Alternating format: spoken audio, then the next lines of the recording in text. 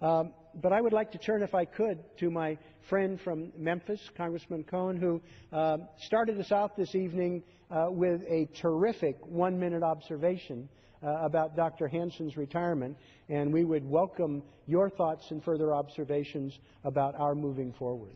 Thank you. I appreciate your leadership on this issue and your scheduling this special order. Dr. James Hansen did retire. He is considered the foremost climatologist in the world, and as I understand it, he shared in a Nobel Prize in 2007 on this general type of issue. And he's been the leading proponent of our watching out for the future, and the Keystone Pipeline been he's the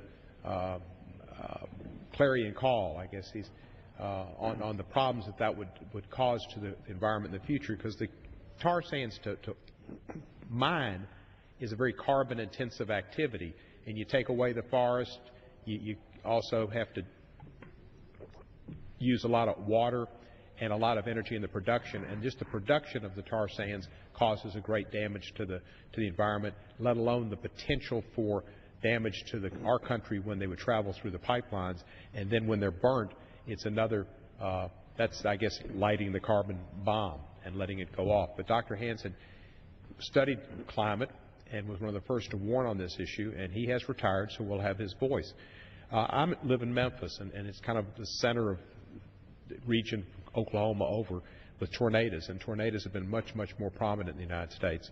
And this just isn't a quirk. Mother Nature can have her times and certain variances in her schedule, but it's obvious what's been happening with the increase in tornadoes, the drought, the floods. The Mississippi River, it's been the lowest spots it's ever been. Flooded. It had the worst floods in Memphis ever about 2-3 years ago, and this year the river was its lowest. We've gone from its highest to its lowest, and something's happening. It's obvious something's happening, and scientists almost to a one tell us that this is because of what we've done to the environment. There might be 2 out of 100 scientists, and it seems so unfortunate that the other side always grabs 1 or 2 of those people, and rather than the 98.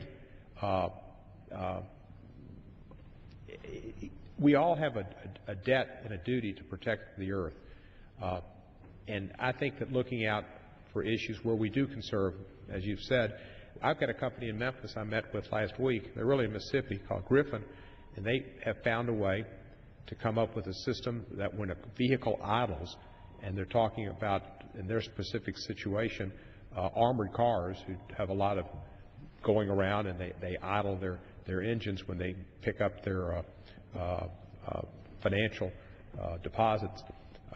It costs a lot to the environment and the burning of oil when the car's running. And they've got a way where the car can be turned off, and the idling the engine can stop, but nevertheless the vehicle still gets air conditioning and power, and it can save a tremendous amount of gasoline and protect the environment. Hopefully they can come within some grants that are already available to make companies that need to retrofit their vehicles to use that, but it is like raising our CAFE standards, that we have the save electricity, or excuse me, save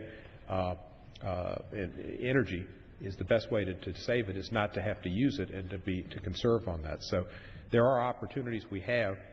Obviously we have to concentrate on this. We've got to look to alternatives, and wind and solar are 2 of them, but it's a disaster waiting to happen, and we just can't rise to it. It's important that we take a leadership role in the world.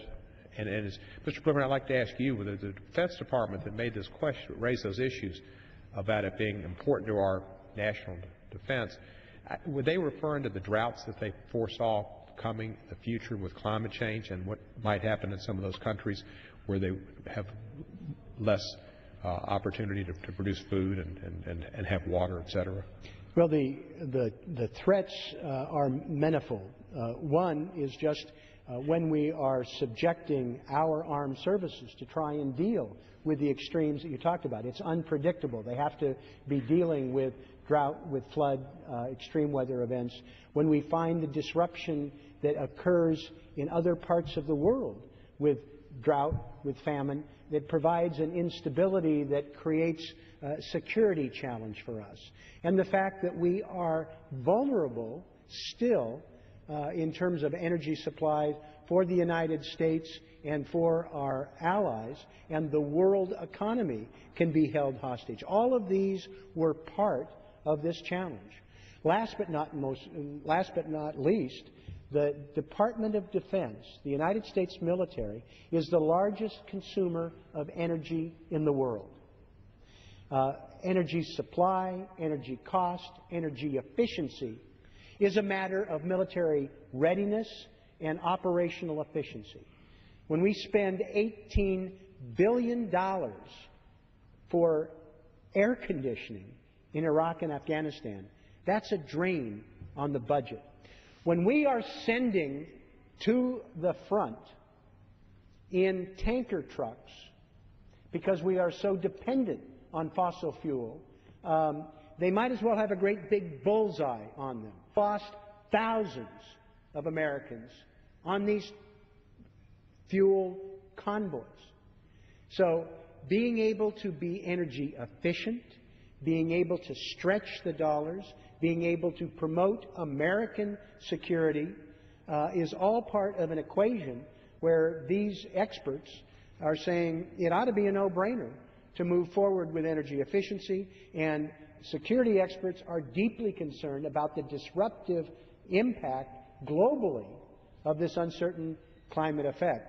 Now, I notice that we are joined by my colleague from the state of Oregon, Congresswoman Bonamici, who has long exercised leadership in areas of environment and energy in her previous career as a distinguished state legislator in Oregon. I welcome her and would invite comments in a conversation with us. Thank you. Thank you so much, Mr. Blumenauer, for leading this discussion about such an important topic. You know, the reality of what we're talking about is really impossible to deny. We've had numerous scientists testify in Congress, and you mentioned Dr. Hansen, and I want to mention that his first testimony in Congress was 25 years ago. In 1988 was the first time that Dr. Hansen, a well-renowned NASA scientist, testified about the problems of climate change. 25 years ago. And since, so many peer-reviewed studies have shown the reality of what we're facing and the human impact and significant contributing factor. Not only do we have a lot of impacts on the planet, from glacial withdrawal and loss of sea ice, ocean acidification, rising temperatures, rising sea levels, we're feeling the impact here in our country with record droughts in the American Southwest and severe weather events. You probably have already mentioned that according to National Oceanic and Atmospheric Administration, NOAA, and to NASA, last year, 2012, was the warmest year on record for the United States, and the 9 warmest years on record have all occurred since 1998.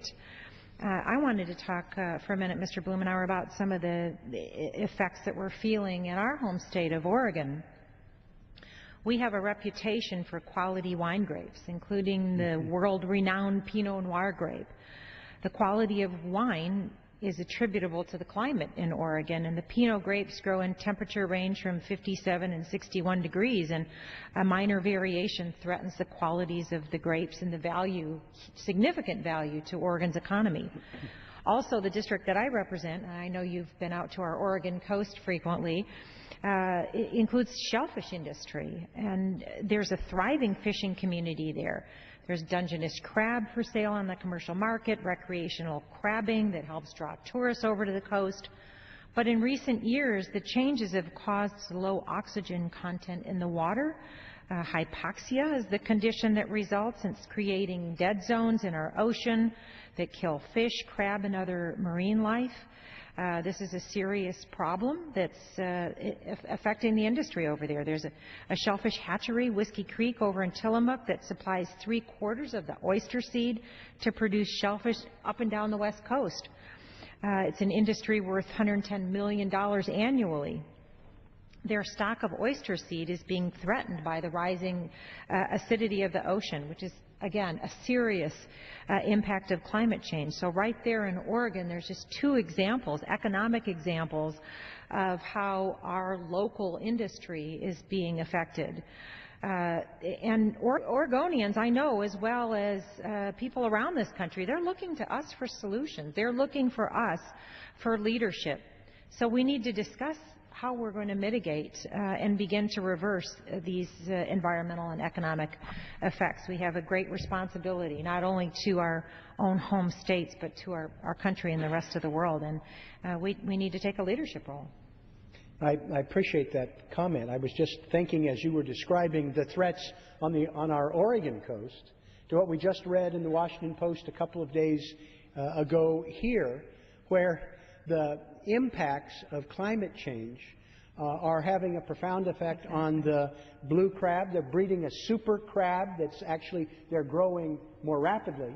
At the same time, climate impacts are weakening the oysters, making them more vulnerable. So the potential here of completely disrupting this critical part of the ecosystem in the Chesapeake Bay. Well, I appreciate very much your joining in this conversation.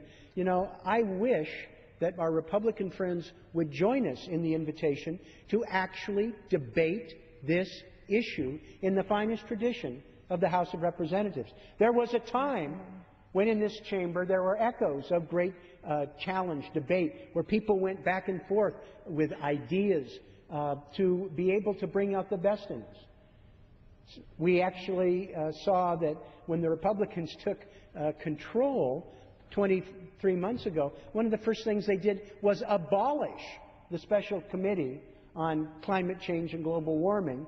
And since then, we haven't really had an opportunity to engage in this fashion. I appreciate your bringing up the idea of the hottest year.